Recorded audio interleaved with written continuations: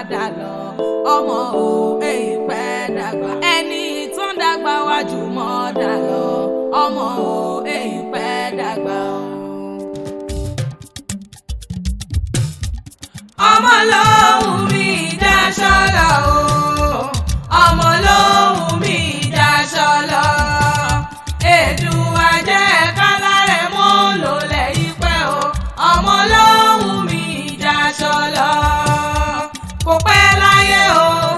kò pẹ́ láyé o Abdulateef kó ló lẹ́yìn pẹ́ o kò pẹ́ láyé ẹni ìtàn kó ló lẹ́yìn pẹ́ o kò pẹ́ láyé. ọmọ lèrè ayé o ọmọ níwòlédè ní nígbà tá ò bá sí nílé Abdulateef Adérẹ̀mílẹ́kún ọdún rẹ̀ lóde o Àrẹ̀múdàkú gbéra lòdì ìdí òkú ọdún ọmọ Bello mẹ́bí wà ní kí wọ́n dún ẹ̀ lóde kò gbọ́ bí olúgbógbó tìrìgbò kò gbọ́ bí olúgbógbó tìrìgbò kó tún wá gbọ́ bí àwọn àgbà kan èyí tí wọ́n fọmọ wù Sunday ọ̀run jọ sí òní ní sọ́jọ́ bí rẹ̀ ìjọ wọn mí kí màmá kú ewu ọmọ ìjọ wọn mí kí bàbá kú ewu ọmọ tọ́ni ẹ̀kọ́ àṣẹ̀ṣẹ̀ gbàlejò tuntun ọmọ alálùbáríkà ni ó mọ̀ jẹ́ ikú wa níjà ọgbà lọ́wọ́ àwa ọmọ arọ́ mọ́ ọmọ láòyè ni wọ́n pọ́ kílé àwọn bàbá rẹ̀ ọmọ tẹkùn lásán ọmọ àṣà ò jẹ́ ògùn tá a bá ṣàtì ọ̀ jẹ́ ewé rẹ̀ ló kù kan ọmọ Òṣogbo òròkè ọmọ àṣàlà arọ́ bẹ́ẹ̀ lọ́sọ̀gbò fi ń wù ní Ọ̀ṣun bẹ́ẹ̀ lọ́sọ̀gbò fi ń wù ní tarúgbó tí wọ́n jẹ sí àjọsùn lè mọ̀ lọ́sọ̀gbò ni èsúrú ni wọ́n jẹ̀sùn lọ́sọ̀gbò àkàrà ni wọ́n jẹ̀sùn níjẹ̀ṣà èsúrú bàǹbà ni wọ́n jẹ̀sùn lọ́sọ̀gbò ròkì ilé ọmọ àrè òpẹ́ta báwo mi bá pẹ́ta kí wọ́n mọ̀ ṣe gbowó ẹ̀ta lọ́wọ́ èmi ládé solo ọmọ ẹlẹ́yẹlé aró ọmọ akèrègbè sókun ẹ̀múdẹ̀ẹ̀rẹ̀ ọmọ àtùpà mẹ́rìndínlógún ọ̀ bí tí tọ́nà fọ́ba ní tọ́nà fújòyè nínú ilé àwọn bàbá tó gbé bí ọlọ́mọ sẹ́lẹ̀rú àgbo àbárà àgbo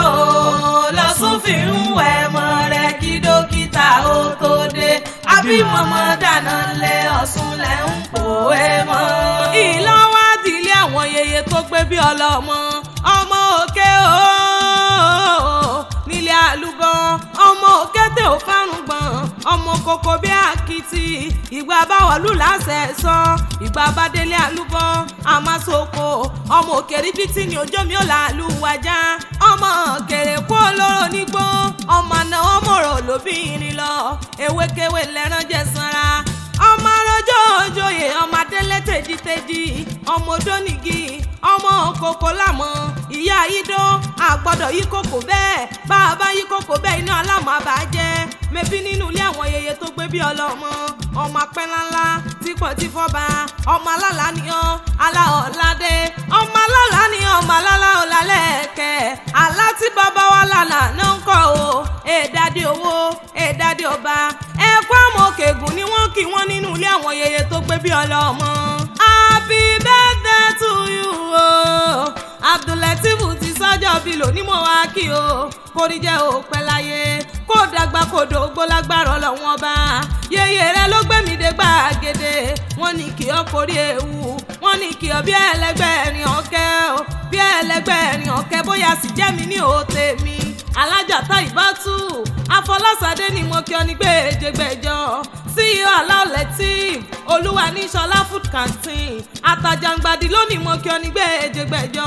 ọlọ́mọ mi ni ọlárídùnú mi ni olórí ojú ogbó ó wá ní kó mọ níjà ọgbà lọ́wọ́ àwọn ọdún ẹ̀ lóde gbogbo àwọn ẹ̀gbọ́n rẹ̀ ni wọ́n kí ọ ní gbèjègbèjọ Dr. Adéníran ló kú ọdún Yusuf Bello ló mọ ní fọ́dé ìsòpin Adéọlá Adéníran gbogbo wọn ló mọ ní fọ́dé ìsòpin alájà Síkírátù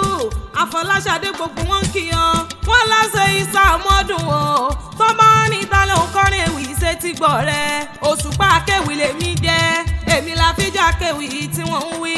àfíjà akéwì tó gbòde ọmọ lókè o.